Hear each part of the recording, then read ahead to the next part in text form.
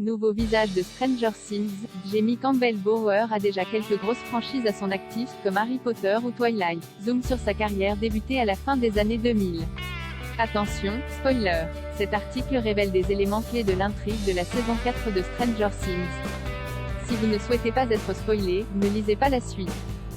Si le personnage joué par Jamie Campbell-Bower dans la saison 4 de Stranger Things, un infirmier du laboratoire Dawkins, allié d'Eleven, paraît de prime abord plutôt insignifiant, il est, dans le dernier épisode, au cœur de plusieurs révélations de taille.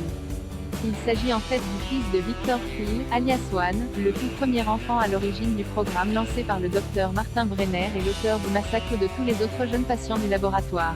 Surtout, on apprend qu'il est par la suite devenu le monstre Vecna, principal antagoniste de la saison. Mais avant d'intégrer le show des frères Duffer, Jamie Campbell-Bower était loin d'être un inconnu pour les ciné et séries films. Il s'est, en effet, fait connaître dès 2008 en poussant la chansonnette dans Sweeney Todd, le diabolique barbier de Fleet Street de Tim Burton aux côtés de Johnny Depp. 2 ans plus tard, il incarne d'ailleurs Geller Grindelwald adolescent dans Harry Potter et les Reliques de la Mort, rôle qu'il reprendra furtivement dans Les Animaux Fantastiques, Les Crimes de Grindelwald ou la version adulte du Mage Noir est joué par Johnny Depp. Jamie Campbell-Bower a également participé à une autre saga pour adolescents marquante, Twilight, dans laquelle il campe, dès l'épisode 2, Canis Volturi, l'un des ennemis de la famille Keller. En revanche, une autre de ses incursions dans le genre, pour The Mortal Instruments, La Cité des Ténèbres, se solde par un échec.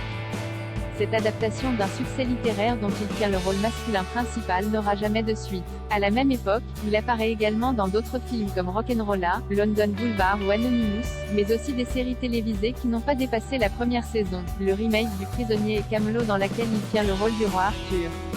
En 2017, il joue dans la série Will sur la jeunesse de William Shakespeare et, 2 ans plus tard, il est choisi pour intégrer les castings d'un premier spin-off de Game of Thrones emmené par Naomi Watts. Malheureusement, ce dernier, dans lequel il devait retrouver Toby Regbo, l'interprète de Dumbledore jeune, n'est finalement pas commandé par HBO qui lui préfère House of the Dragon. La même année, il participe à un épisode de la série britannique Urban Myth dans lequel il incarne Mick Jagger, puis se fait plutôt discret sur les écrans. Ces apparitions remarquées dans la saison 4 de Stranger Things permettront-elles à Jamie Campbell-Bower, qui a également été le chanteur et guitariste du groupe de punk rock Count of Fate de 2015 à 2020, de redonner un second souffle à sa carrière? Seul le temps nous le dira, mais une chose est sûre, il sera bien de retour dans le second volume de la 4e saison de la série Phénomène attendue le 1er juillet prochain sur Netflix. Stranger Things, saison 4 partie 2 teaser beau.